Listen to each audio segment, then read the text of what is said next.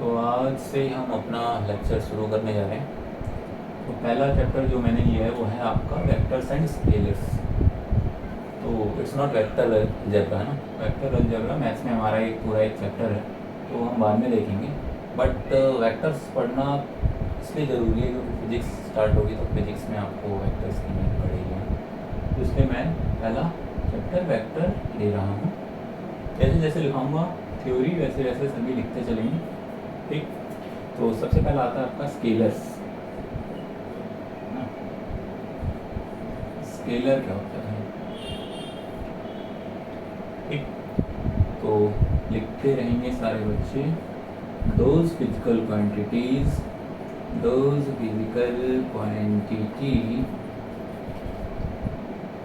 which follows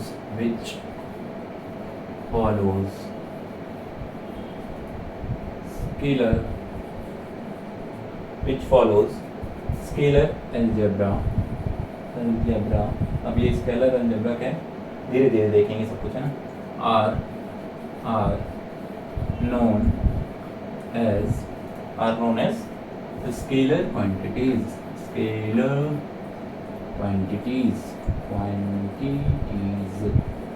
correct है, ठीक है। तो ये तो इसकी डेफिनेशन होगी, those physical quantity which follows scalar algebra are known as scalar quantities, ठीक है। दूसरा पॉइंट में लिखेंगे, second point number,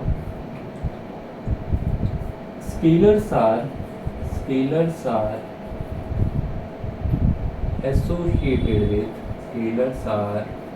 associated with only magnitude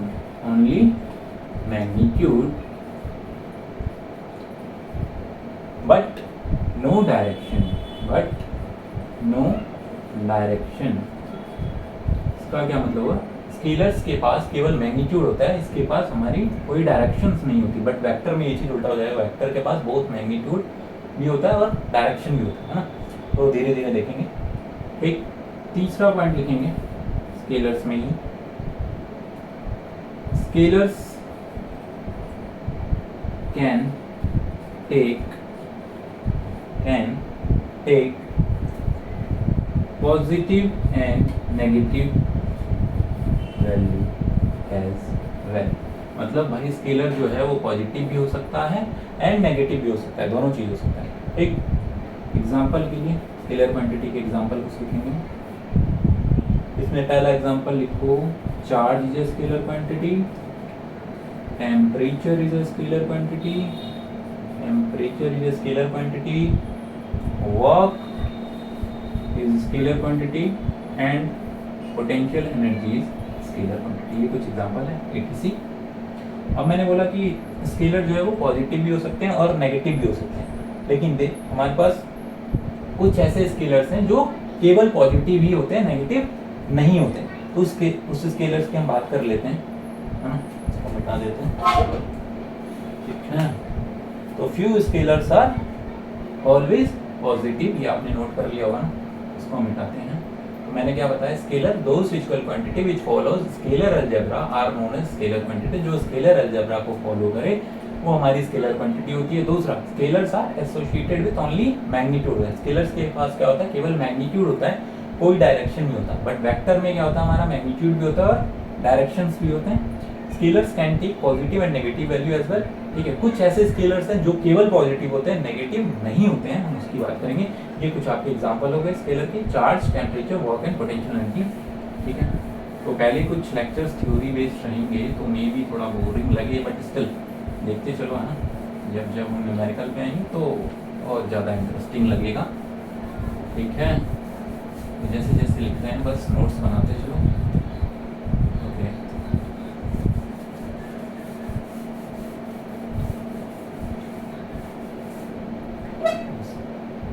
ठीक, topic is vector and scalar, ठीक है। फिर मैंने कहा कि there are certain scalars which are always positive, there are certain scalar which is always positive positive. Example में आ जाता है आपका भाई डिस्टेंस, काइनेटिक एनर्जी, ठीक, स्पीड और टाइम। ठीक, डिस्टेंस जो होता है वो ऑलवेज पॉजिटिव होगा, काइनेटिक एनर्जी पॉजिटिव होगी, स्पीड एंड टाइम ये जो कुछ वैल्यूज हैं स्केलर्स जो वो हमेशा पॉजिटिव रहेंगे, नेगेटिव नहीं होंगे। ठीक है, अब एक क्वेश्चन देखते हैं। ठीक है, क्वेश्चन पे चलते हैं। ऐसे ये पार्टिकल इज ड्रॉप, काइनेमेटिक्स का क्वेश्चन है बट स्टिल देखते हैं। ए particle is drop from a height of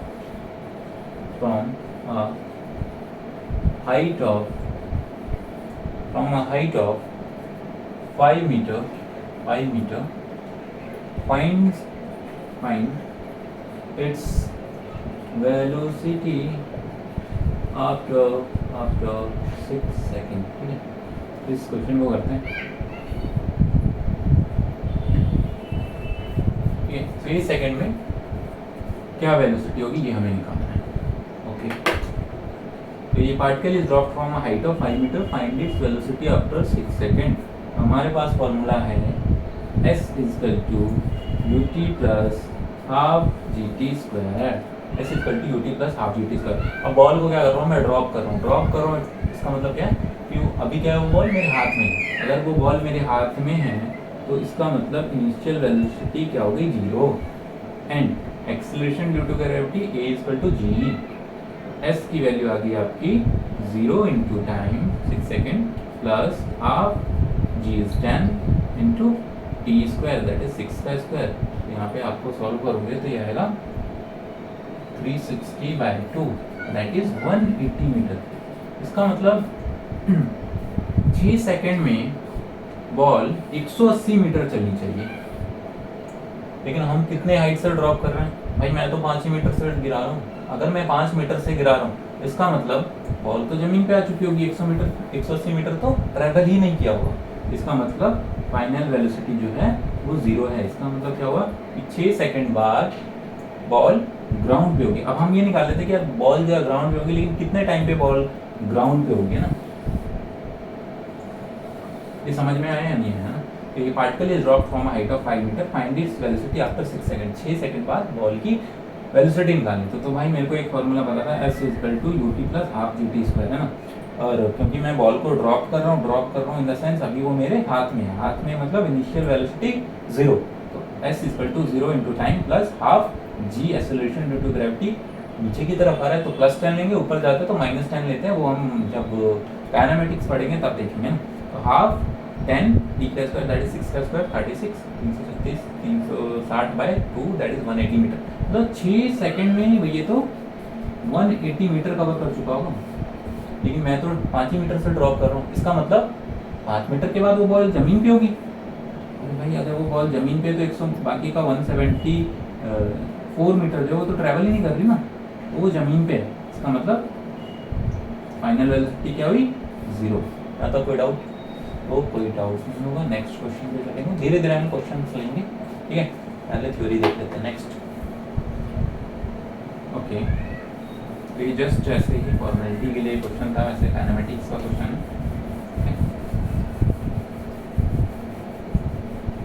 जब वेक्टर के क्वेश्चन आएंगे तब बहुत ज़्यादा मजा आएगा। फिलहाल अभी तो थ्योरी चलता है, बट जैसे जैसे लिखवा रहे हैं वैसे वैसे लिखते चलना, तभी काम आएगा वरना नहीं।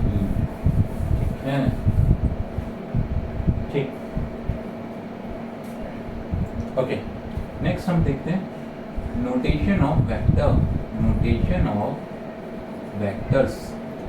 ठीक है, अब वेक्टर्स का मैंने नहीं लिखा है डेफिनेशन, उस सबको आप रिवर्स कर लेंगे। जो मैंने बोला कि पहले में मैंने बोला है स्केलर जो है स्केलर अलजेब्रा को फॉलो करना चाहिए, आप लिख लेना वेक्टर अलजेब्रा को फॉलो करें। दूसरा में मैंने बोला कि उसके पास क्या होता है, मैग्नीट्यूड होता है, डायरेक्शन नहीं होता। वेक्टर में क्या होता है, vector having both magnitude as well as direction. ठीक है, वेक्टर के भी एग्जांपल लेंगे। तो नोटेशन ऑफ वेक्टर क्या कहते हैं ना, जैसे मैंने इस तरह से कुछ रिप्रेजेंट किया, ए बी, ये एक वेक्टर का रिप्रेजेंटेशन, अगर मेरे को इसको करना है, मान लो ए से लेकर बी यहाँ तक कोई पार्टिकल चल के जा रहा है, बी इज हियर ओनली, तो इसको मैं रिप्रेजेंट कर सकता हूँ ए बी वेक्टर, ठीक है। इसके ऊपर जो ये सिंबल है वेक्टर का सिंबल है, डायरेक्शन दिखा रहा है, क्लियर। तो vector is denoted bye suppose यहाँ से लेकर यहाँ तक की डिस्टेंस है a, तो a से b, इस ए बी वेक्टर को मैं रिप्रेजेंट करूंगा मतलब इस तरह से ना, A B vector equal to a I cap, why I cap discuss करते हैं। आई कैप मतलब डायरेक्शन क्या होगी, in X axis, X positive X axis, ठीक है।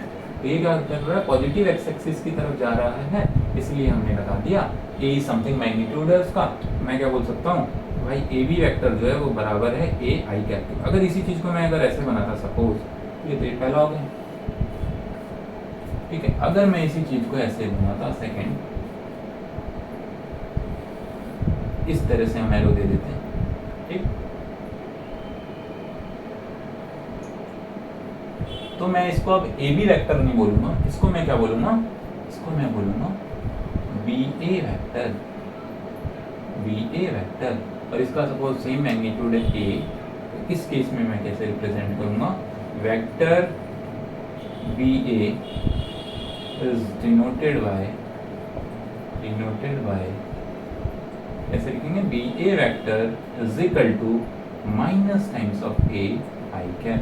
माइनस क्यों, क्योंकि नेगेटिव एक्स डायरेक्शन की तरफ ये चल रहा है, और आई कैप एक्स एक्सिस को रिप्रेजेंट करता है, वेक्टर का सिंबल है, ठीक है। तो ये क्या हो गया, प्लस ए आई कैप, अगर इस डायरेक्शन में जा रहा है तो ए आई कैप, और इस डायरेक्शन में आ रहा है तो माइनस ए आई कैप। अब देखो यहाँ इससे और इससे मुझे एक रिलेशन मिल रहा है, क्या रिलेशन मिल रहा है, A B vector is equal to minus times of B A vector, A B vector is equal to minus times of B A vector, ये याद होना चाहिए, ठीक है। बेशक इन दोनों का मैग्नीट्यूड इक्वल है, हम ये कह सकते हैं कि ए बी वेक्टर का जो magnitude, this is the symbol of magnitude, है ना, मैग्नीट्यूड, ए बी वेक्टर का मैग्नीट्यूड बराबर है बी ए वेक्टर के, बट डायरेक्शन दोनों का अलग है, मतलब दोनों वेक्टर सेम नहीं है। A B vector is equal to minus times of B A vector, but मैं ये कह सकता हूँ कि दोनों का मैग्नीट्यूड जो है वो इक्वल है, मतलब magnitude of A B vector is equal to magnitude of B A vector, ठीक। But we can't say, but हम ये नहीं कह सकते कि A B vector is equal to B A vector, this is wrong, A B vector is not equal to B A vector. ये तीन चीज आपको समझनी है, फर्स्ट ये चीज कि भाई अगर एक्स डायरेक्शन की तरफ चल रहा है मुझे आई कैप लगाना है, ठीक है। ए यूनिट चला तो मैं बोलूंगा A B vector is equal to A I cap. अगर माइनस आई की तरफ चल रहा है, that is minus X axis की तरफ चल रहा है, तो मैं बोलूंगा vector B A is denoted by B A vector is equal to minus A magnitude and I cap. तो यहाँ से इन दोनों रिलेशन से मुझे ये पता चला कि ए बी वेक्टर का मैग्नीट्यूड तो बराबर होता है बी ए वेक्टर के, बट वेक्टर इक्वल नहीं होते हैं ना। वेक्टर को इक्वल कराना है तो एक माइनस का साइन रखना पड़ेगा। यहाँ तो कोई डाउट, तो नेक्स्ट चलते हैं, ओके ठीक है।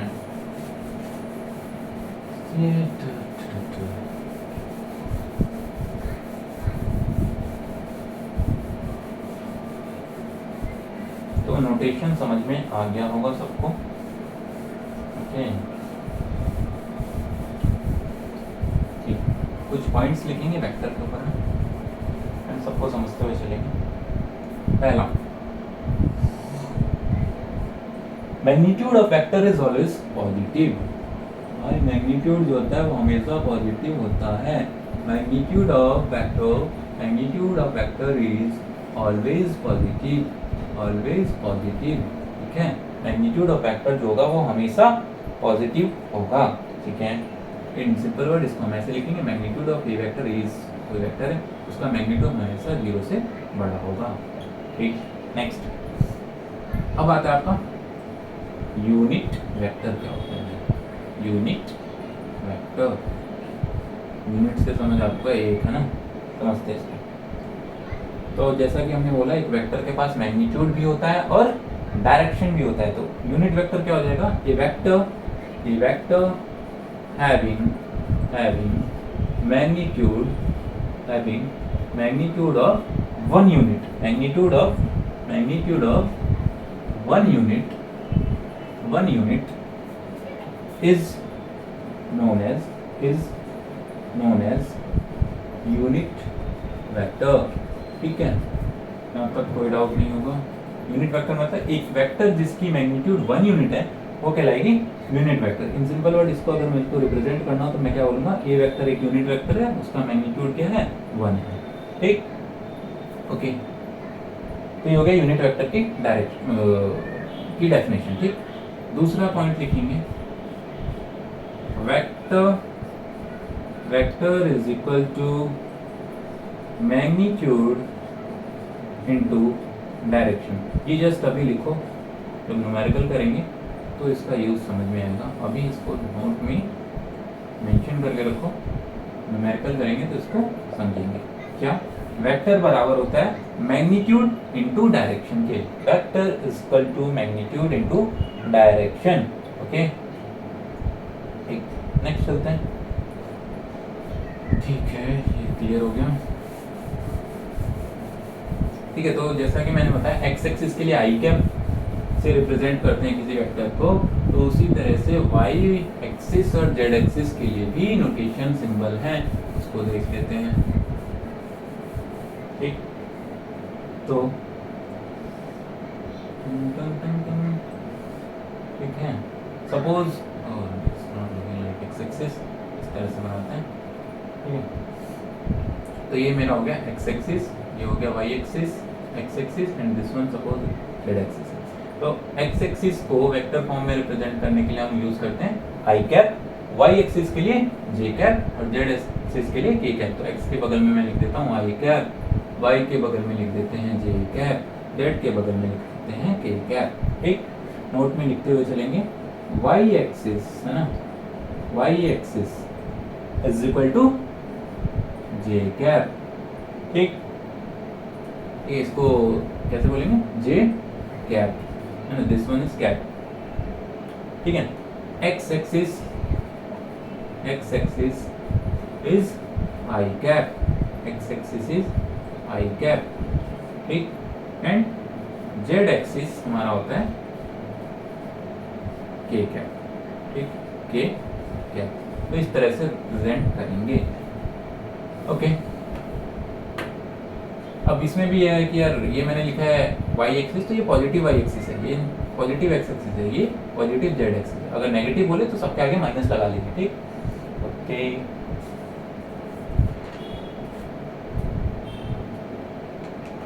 ठीक है, जे कैप लिखा है, इसका मतलब क्या है, जे डायरेक्शन में यूनिट वेक्टर, जे डायरेक्शन में यूनिट वेक्टर है।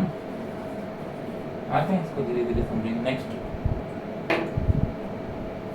ठीक है, ये तो समझ में आ गया होगा, आगे देखते हैं।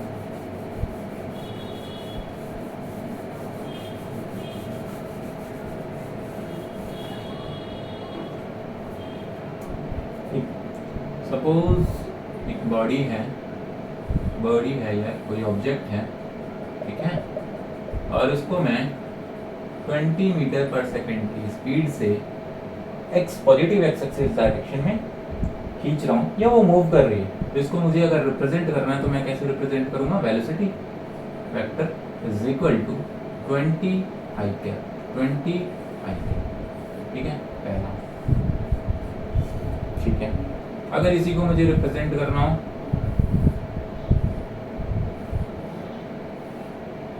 इधर खींच रहा हूँ मैं नेगेटिव एक्स एक्सिस में 20 मीटर पर सेकंड की स्पीड से, तो मैं क्या लिखूंगा, मैं लिखूंगा velocity vector is equal to -20 I cap.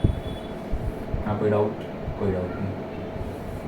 ठीक है, तीसरा, अगर कोई बॉडी है और उसको मैं 20 मीटर पर सेकंड की स्पीड से प्लस वाई की तरफ खींच रहा हूँ, तो वेलोसिटी क्या होगा, 20 जे कैप। चौथा, अगर मैं किसी बॉडी को 20 मीटर पर सेकंड की स्पीड से नीचे की डायरेक्शन में खींच रहा हूँ, तो वेलोसिटी क्या होगा, -20 जे कैप। यहाँ तक कोई डाउट नहीं होना चाहिए। ठीक है, तो ये सारी चीज़ें क्लियर हो गई। ओके ठीक है, ये हो गया X axis Y axis Z axis हमने समझ लिया है ना। अब एक क्वेश्चन ले लेते हैं, उससे रिप्रेजेंटेशन देखते हैं ना, छोटा सा क्वेश्चन।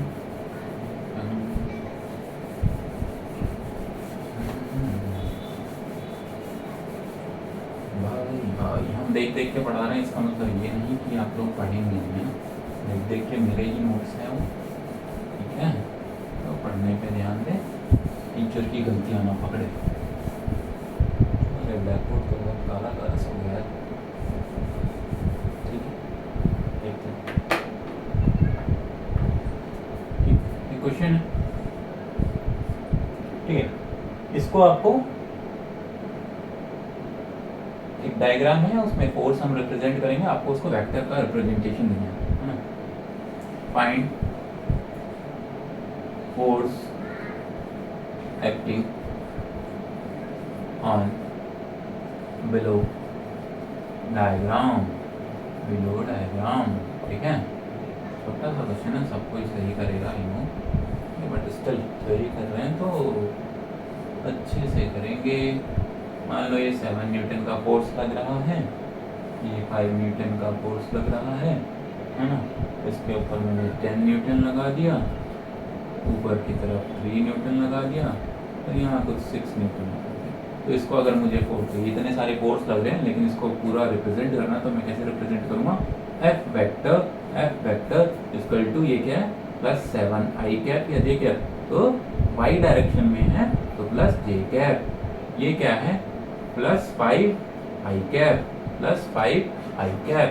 अब ये क्या है -10, माइनस क्योंकि नेगेटिव वाई में है तो -10 जे कैप। ये क्या है +3 जे कैप। और ये क्या है -6 आई कैप। अब सॉल्व कर लो भाई, 5 आई कैप प्लस में -6 आई कैप, इसका मतलब minus I cap, 7 J cap, और ये हो गया आपका 7 और 3 10 और ये 10 कैंसिल हो गया, तो मतलब 0 जे कैप। इसका मतलब F vector is equal to minus I cap, F vector is equal to minus I cap. इसका मतलब ये जो मैं ऊपर लगा रहा हूँ और ये दोनों जो लगा रहा हूँ, इन्होंने बैलेंस कर दिया। ओवरऑल इसको मैं दिस इज इक्विवेलेंट टू, ये सारा काम करने की बजाय अगर मुझे फोर्स ऑफ -1 न्यूटन लगाना था इन नेगेटिव एक्सिस डायरेक्शन, तो सिंपल यार इसको इधर 1 न्यूटन के फोर्स से इसको इधर धकेल लो, इतनी सारी मेहनत करने की ज़रूरत नहीं थी। समझ आया या नहीं आया? तो this is equivalent to this one. Okay ठीक है। ओके नेक्स्ट देखते हैं। बाकी एक छोटी सी चीज़ सबको पता होगा, अगर मैं इस बॉडी को इधर खींच रहा हूँ तो इसको क्या बोलेंगे? पुलिंग। क्या बोलेंगे? पुलिंग। अगर मैं इसको इधर खींच रहा हूँ तो इसको क्या बोलेंगे? पुशिंग। मैं इसको खींच रहा हूँ, इसको क्या कर रहा हूँ मैं? धक्का लगा रहा हूँ ना इस तरफ से, ऐसे। तो दिस इज पुलिंग, और अगर इस डायरेक्शन में खींच रहा हूँ दैट इज पुशिंग। ठीक है, ओके। तो ये तो हो गया कि यार बॉडी पे मैंने फोर्स लगा दिया, आप लोगों ने वेक्टर बता दिया। अब उल्टा करते हैं ना, फोर्स देते हैं, डायग्राम बनाना है, ठीक है। फोर्स देंगे and now we have to draw the diagram. ठीक है, कुछ भी ले लेते हैं ना, इतना क्यों टेंशन है। Velocity is equal to -2 I cap plus 3 J cap, है ना, plus 8 I cap minus 9 J cap. इसका ड्रॉ द डायग्राम। ये जस्ट लर्निंग के लिए क्वेश्चन आते नहीं है ना जेईई में, छोटे मोटे। ड्रॉ द डायग्राम, है ना। तो कैसे बने भाई? ये मैंने एक बॉडी ली, ठीक है। जो स्मार्ट बच्चा होगा वो इसको पहले सॉल्व कर लेगा, देन बनाएगा। और अगर नहीं सॉल्व करके देन भी बनाए, देन तो सही है कि -2 आई कैप मतलब भाई इस डायरेक्शन में मैं 2 मीटर पर सेकंड की स्पीड से इसको खींच रहा हूँ एक बंदा, प्लस 3 जे कैप मतलब एक ऊपर की डायरेक्शन में खींच रहा है 3 मीटर पर सेकंड की स्पीड से, प्लस 8 आई कैप मतलब इस डायरेक्शन में, ठीक है, 8 मीटर पर सेकंड की स्पीड से, माइनस जे मतलब कोई नीचे की तरफ खींच रहा है 9 मीटर। बट ये बनाने की जगह मैं अगर इसको ये बना दूँ, क्या गलत है? पहले मैं इसको सॉल्व कर लेता हूँ, -2 I cap plus 8i cap that is what, मतलब मैं इस v वेक्टर को ओवरऑल लिख सकता हूँ यार -2i plus 8j cap that is 6i cap, ठीक है, plus 3j cap minus 9j cap मतलब माइनस 6j कैप।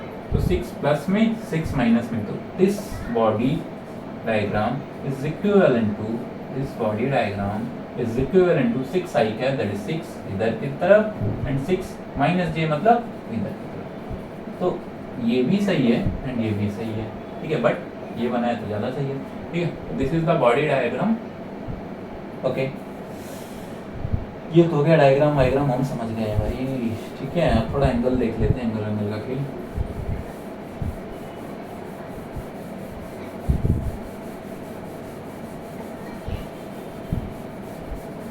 चलो ये क्वेश्चन लेते हैं। Find angle with positive x axis और वेक्टर ए वेक्टर सपोज मैंने दिया है 2i cap plus 3j cap, इसका मुझे एंगल निकालना है विद पॉजिटिव एक्स एक्सिस। हम क्या करेंगे, सबसे पहले डायग्राम बना लेंगे और एक्स एक्सिस वाई एक्सिस, मतलब एक बंदा है जो क्या करता है, ओरिजिन से चलना स्टार्ट करता है 2 मीटर पर सेकंड, या ये सपोज ये डिस्टेंस है, ठीक है, तो 2 मीटर चल दिया उसने एक्स डायरेक्शन में एंड देन वो 3 मीटर चल देता है वाई डायरेक्शन में, मतलब इन सिंपल वर्ड वो यहाँ ऐसे गया फिर ऐसे गया, ठीक है। तो इस पॉइंट को क्या लिखूंगा मैं 2,3, इसका मतलब उसको उसका जो इनिशियल पॉइंट था वो ये था और फाइनल पॉइंट क्या था, ये था। इन सिंपल वर्ड इसका जो वेक्टर बना वो ए वेक्टर वो ये है, समझ आया। And this is your 0,0। और मैंने एंगल कहाँ से पूछा, find angle with positive X axis, मतलब मैं ये पूछ रहा हूँ थीटा, यहाँ से क्या लगा देंगे tan थीटा, अब ये तो बताओगे tan theta is equal to p by b, ये एक छोटा सा ट्रायंगल बन गया, तो tan theta equal to p by b मतलब परपेंडिकुलर 2 बाय बेस 3, तो दैट इज 2 बाय 3। यहाँ कोई दिक्कत नहीं होनी चाहिए, तो ये हमारा आंसर होगा। थीटा निकालना था तो we can write it as theta equal to tan inverse 2 by 3, ठीक, ओके। ये तो समझ में आ गया। अब नेक्स्ट क्वेश्चन जो है वो इम्पोर्टेंट है, क्यों, क्योंकि करंट इलेक्ट्रिसिटी के चैप्टर में रेजिस्टेंस के साथ खेलते हैं, इस एंगल के साथ वाले कॉन्सेप्ट के साथ, है ना। तो देखते हैं एंगल वाले कॉन्सेप्ट के साथ, ठीक। तो मैंने बोला suppose B vector is equal to, पीछे वाले क्वेश्चन में देते हैं 2i cap plus 3j cap, ठीक, ये क्वेश्चन है। अब इसको थोड़ा समझना है ना। तो यार v vector equal to 2i cap plus 3j cap, तो मैंने ये तो बता दिया कि ये यहाँ गया देन इधर गया ना, इस पॉइंट पे पहुंचा x2 y3। यार ये 2 एंगल बना रहे हैं, एक एंगल थोड़ी बना रहे हैं। एक एंगल तो ये बन रहा है पॉजिटिव एक्स एक्सिस के साथ θ1, और एक ये भी तो बन रहा है θ2। तो मेरा यहाँ क्वेश्चन है कि पेपर में θ1 बड़ा है या θ2 बड़ा है, या θ2 बड़ा है या θ1, ये क्वेश्चन है। इन दोनों में से कौन सा सही है, ठीक है। तो इन दोनों में से कौन सा सही है, तो पहले हम क्या करेंगे, छोटे से ट्रायंगल में tan θ1 निकाल लेंगे। tan θ1 is equal to, tan θ equal to p by b that is 2 by 3, तो θ1 is equal to tan inverse θ1 is equal to tan inverse 2 by 3। दूसरा हम करेंगे tan θ2, तो ये भी तो एक ट्रायंगल बन रहा है, tan θ p by b that is, यहाँ पे गलत तो नहीं हो गया, 2 tan θ p by b, sorry यहाँ पे गलती हो गई, दैट इज 3 बाय 2। और इसमें करेंगे tan θ2 equal to p by b, तो ये क्या है हमारा 2 और ये क्या है हमारा 3, तो tan θ2 equal to 2 by 3, 2 by 3, तो θ2 की वैल्यू आ गई tan इनवर्स 2 बाय 3। अब ये ट्रिग्नोमेट्री में आप पढ़ोगे कि tan θ जो है वो एक इंक्रीजिंग फंक्शन होता है। तो अगर मैं इसमें पूछूं कौन सा बड़ा है, θ1 की θ2, तो कौन सा बड़ा होगा इसमें, θ1 या θ2, तो यहाँ पे हमारा बड़ा कौन सा होगा, θ1 इज ग्रेटर, θ1 इज ग्रेटर। ये हम आगे देखेंगे कि tan θ जो होता है, tan θ is an increasing function, ठीक। यहाँ पे कैसे पता चला, θ1 इज ग्रेटर देन θ2, कैसे पता चला, थोड़ी देर के लिए हम ऐसे याद कर सकते हैं, 3/2 इज अप्रोक्सीमेटली 1 पॉइंट समथिंग, और 2/3 इज अप्रोक्सीमेटली 0 पॉइंट समथिंग। तो बड़ा कौन सा आ रहा है, दिस वन ना, तो इसका एंगल भी बड़ा होगा। ये छोटा आ रहा है तो इसका एंगल छोटा होगा। तो θ1 θ2 से बड़ा है। ठीक, इसका यूज होगा किसमें, करंट इलेक्ट्रिसिटी में V इक्वल टू IR होता है ना, ओम्स लॉ। तो इसमें यूज होता है, that is R equal to V/I। तो VI कर दे देता है, एंड VI कर देने के बाद पूछता है कि रेजिस्टेंस जो है वो किसका ज़्यादा होगा। वो हम आगे देखेंगे ना जब पढ़ेंगे। फिलहाल तो ये था। Okay okay okay okay, next question देखते हैं। नेक्स्ट क्वेश्चन देखते हैं। ठीक है,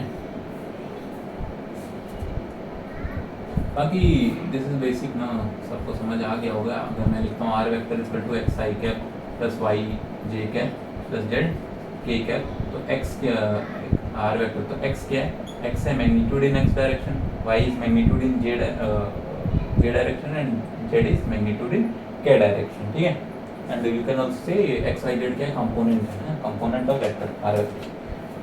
ठीक है, ये तो समझ में आ गया। ठीक है, x क्या है, XYZ कंपोनेंट ऑफ, यहाँ लिख सकते हैं हम XYZ R component of R vector. ठीक है, अब मैं कह रहा हूँ इस R वेक्टर का मैग्नीट्यूड निकालो। मैंने बताया तो कि ये सिंबल होता है किसका भाई, ये सिंबल होता है मैग्नीट्यूड का। बट मैग्नीट्यूड निकालते कैसे हैं, तो R vector equal to root under x² plus y² plus z²। R vector equal to root under x² plus y² plus z²। हाँ, कोई दिक्कत नहीं होनी चाहिए। एक क्वेश्चन ले लेते हैं। जैसे मैंने बोला A vector equal to 2i cap minus 3j cap plus 4k cap. Find magnitude of A vector. ठीक है, तो A वेक्टर का मैग्नीट्यूड क्या हो जाएगा, A वेक्टर का मैग्नीट्यूड इक्वल टू, अभी हमने ऊपर बताया, root under of this square plus this square plus this square, sign के साथ, और माइनस का स्क्वायर इज पॉजिटिव, तो सीधा हम लिखेंगे 4 plus 9 and this is what 16, 16 4 20 and that is root 29। तो ये आंसर आ गया हमारा मैग्नीट्यूड ऑफ ए वेक्टर। ठीक है, तो मैग्नीट्यूड निकालना इज इजी। ठीक है, ओके। अब यूनिट वेक्टर हमने पढ़ा था, यूनिट वेक्टर जिसका मैग्नीट्यूड क्या हो, यूनिट वेक्टर क्या होता है भाई, जिसका मैग्नीट्यूड 1 यूनिट हो, that is called as unit vector. Unit vector निकालने का हमारे पास फॉर्मूला भी है, तो वो देख लेते हैं हम यूनिट वेक्टर निकालने का फॉर्मूला। ठीक है, ओके। तो यूनिट वेक्टर हमने देखा था, unit vector which having magnitude of 1 unit is known as unit vector. Unit vector निकालने का फॉर्मूला होता है a cap equal to a vector upon में a वेक्टर का मैग्नीट्यूड। इसको नोट कर लेंगे, यूनिट वेक्टर निकालने का formula a cap equal to a vector upon में a वेक्टर का मैग्नीट्यूड। क्वेश्चन ले लेते हैं, find the unit vector of a vector equal to 2y cap plus 3j minus 2k cap, suppose कुछ भी दे दिया हमने। तो इसका क्या करना है, मुझे यूनिट वेक्टर निकालना है। तो अभी मैंने बताया यूनिट वेक्टर का formula a cap equal to a vector upon में a वेक्टर का मैग्नीट्यूड। तो a vector as it is उतर जाएगा 2i cap plus 3j cap minus 2k cap upon में a वेक्टर का मैग्नीट्यूड। a वेक्टर का magnitude अभी हमने देखा है ना, x का स्क्वायर दैट इज 4, y का स्क्वायर प्लस 9 और इधर z का स्क्वायर 4, 2 to 4, 4 4 8, जो कि आपका 9 1 10 13 13 4 17 रूट अंडर 17 एंड ये ऊपर एज इट इज रहेगा 2i cap plus 3j cap minus 2k cap. This is the unit vector of A vector. ठीक, तो यूनिट वेक्टर का ये फॉर्मूला आता है, इसको नोट कर लेना, a cap equal to a vector upon में a वेक्टर का मैग्नीट्यूड। ठीक, नेक्स्ट क्वेश्चन लेते हैं। नेक्स्ट क्वेश्चन लेते हैं। ठीक है, कम टाइम का वीडियो रहेगा बट ज़्यादा डिलीवर करने का कोशिश करूँगा मैं। देखते हैं next question. Show that a vector equal to 1 upon में root 3 i cap minus 1 upon में root 3 j cap plus 1 upon में root 3 k cap is an unit vector. आपको ये दिखाना है कि ये क्या है, यूनिट वेक्टर है। तो अभी मैंने बताया यूनिट वेक्टर है, आपको ये प्रूफ करना है कि ये यूनिट वेक्टर है। तो भाई अभी मैंने पढ़ा था कि यूनिट वेक्टर वो होता है जिसका मैग्नीट्यूड क्या हो, यूनिट वेक्टर वो होता है जिसका मैग्नीट्यूड 1 हो। तो ए कैप का मैग्नीट्यूड निकाल लेंगे, दैट इज रूट अंडर ए का स्क्वायर प्लस बी का स्क्वायर, माइनस का स्क्वायर dt हो जाएगा बट स्टिल मैं लिख देता हूँ, माइनस का square and this is plus 1/3 का स्क्वायर, ठीक है। तो रूट 1/3 का square is 1/3 plus 1/3 and this is plus 1/3, that is root under 3/3। ये क्या है 1 है, तो अगर इसका मैग्नीट्यूड 1 है it means it is a unit vector, ठीक है। तो ये शो हो गया, ठीक। नेक्स्ट चलते हैं, ओके एक दो और क्वेश्चन लेते हैं, ठीक है। एक दो और क्वेश्चन लेते हैं यूनिट वेक्टर पे, छोटे छोटे ठीक। मैंने एक बी वेक्टर दिया 2i कैप, 3 ले लो यार, minus j cap plus 3k cap suppose. मैं कह रहा हूँ find B cap that is unit vector of B, है ना। B cap means unit vector of B vector, unit vector निकालना। क्या हो जाएगा, अभी हमने बताया B cap that is unit vector का formula equal to vector upon में वेक्टर का मैग्नीट्यूड। तो ये हो जाएगा आपका 2i cap minus j cap plus 3k cap upon में रूट अंडर 4 प्लस 1 प्लस 9। ये क्या आ जाएगा 2i cap minus j cap plus 3k cap divided bye 9√14। Answer समझ आया नहीं है? तो ये दो क्वेश्चन से समझ गए होगे भाई, और ज़्यादा क्वेश्चन नहीं कराएंगे, है ना। मतलब और टफ की तरफ डायरेक्शन की तरफ मूव करेंगे, बट इन दो क्वेश्चन से समझ आ गया होगा कि यूनिट वेक्टर हम कैसे निकालते हैं। A cap equal to A vector upon में ए वेक्टर का, मैं B cap equal to B vector, मतलब वेक्टर एज इट इज लिख दो अपॉन में उसके मैग्नीट्यूड से डिवाइड कर दो। ओके, तो ये सब हो गया हमारा यूनिट वेक्टर की कहानी खत्म, ठीक है। और देखते हैं, ठीक है, एक क्वेश्चन ले लेते हैं मस्त वाला, ठीक है। धीरे धीरे क्वेश्चन की तरफ मूव करेंगे, जो कराते जाए नोट्स बनाते जाओ बस, ठीक है। और जहाँ से पढ़ रहे हो वहाँ से पढ़ते रहो, कोई दिक्कत नहीं है। तो इसको रिवीजन के तौर पे यूज करो, फायदा मिलेगा, ठीक। एक क्वेश्चन है, a particle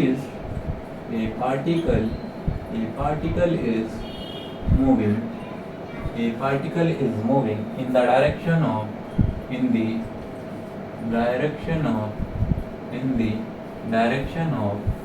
b vector is equal to 2i cap plus 2j cap plus k cap with the magnitude of भाई 2x की स्पीड कर लेना अगर इसको बढ़ाना होता है ना, the magnitude of its velocity 12 meter per second, express the velocity in vector form कैसे दिखाओगे इसको ना, वेक्टर फॉर्म में इसको आपको दिखाना है। तो ठीक है, a particle is moving in the direction of B vector with magnitude भी दे दिया और डायरेक्शन दे दिया। तो अभी हमने एक फॉर्मूला देखा था, मैंने लिखाया था कि वेक्टर इज इक्वल टू, हम ऐसा लिख सकते हैं, vector is equal to magnitude into direction. ये लिखाया था या नहीं? Vector is equal to magnitude into direction, ये होता है यार। Vector is equal to magnitude into direction होता है, तो आपको ये बता दिया कि यार ये जो पार्टिकल है वो इस वेक्टर के डायरेक्शन में मूव कर रहा है और मैग्नीट्यूड दे रखा है, तो ये तो दे ही दिया भाई मुझे 12 इनटू, अब क्या बोला है, इस वेक्टर के डायरेक्शन में मूव कर रहा है। तो डायरेक्शन जो होता है वो कुछ नहीं होता है, उस वेक्टर का यूनिट वेक्टर जो होता है। That's it. समझ आया या नहीं आया? तो हम क्या करेंगे, मैग्नीट्यूड तो भाई मुझे ऑलरेडी दे रखा है और उसने बता दिया है कि बी वेक्टर के डायरेक्शन में मूव कर रहा है, तो बी वेक्टर का डायरेक्शन मतलब बी वेक्टर का यूनिट वेक्टर। वेक्टर का रिप्रेजेंटेशन कैसे हो जाएगा इसका, वेलोसिटी वेक्टर का, तो velocity vector equal to 12 into B cap, that's it, 12 into B cap. और अभी हमने पढ़ा था B cap equal to what, B vector upon में बी वेक्टर का मैग्नीट्यूड। तो 12 into B vector is what 2i cap, sorry 2i cap plus 2j cap plus k cap divided by उसका magnitude that is 4 plus 4 plus 1 2 का square plus 2 का square plus 1 का square is 1, तो root 9 आ गया that is 3 आ जाएगा और 3 4 जा 12, ये हो गया आपका 4 into 2i cap plus 2j cap plus k cap that is equal to 4 2 जा 8i कैप प्लस 4 2 जा 8j cap plus 4k cap. ये आपका आंसर हो गया। तो ये अच्छा क्वेश्चन था ना, ठीक है। तो ये याद रखना है इस क्वेश्चन का ये formula that is vector is equal to magnitude into direction. Magnitude हमें दे रखा था, डायरेक्शन क्या होता है, कुछ नहीं होता, उस वेक्टर का यूनिट वेक्टर निकाल दो that is your direction, that's it, ठीक है। एक और इसी पे एक और क्वेश्चन लेते हैं, सेम डिटो रहेगा, ठीक है। एंड देन आज के लेक्चर को हम यहीं वाइंड अप करते हैं, एंड कल हमारा लेक्चर और होगा। जब तक ले वेक्टर में हम मुझे ऐसा फील ना जाए कि मैंने बहुत अच्छा कर दिया या सब कुछ मैक्सिमम हो गया, तब तक ये चलता रहेगा, ठीक है।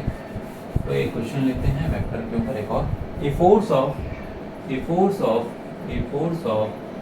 20 Newton, a force of 20 Newton is applied on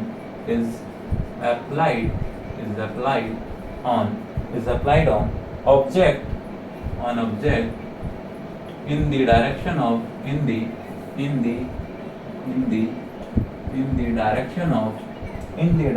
of c vector is equal to I cap minus 2j cap plus 4k cap, ठीक है।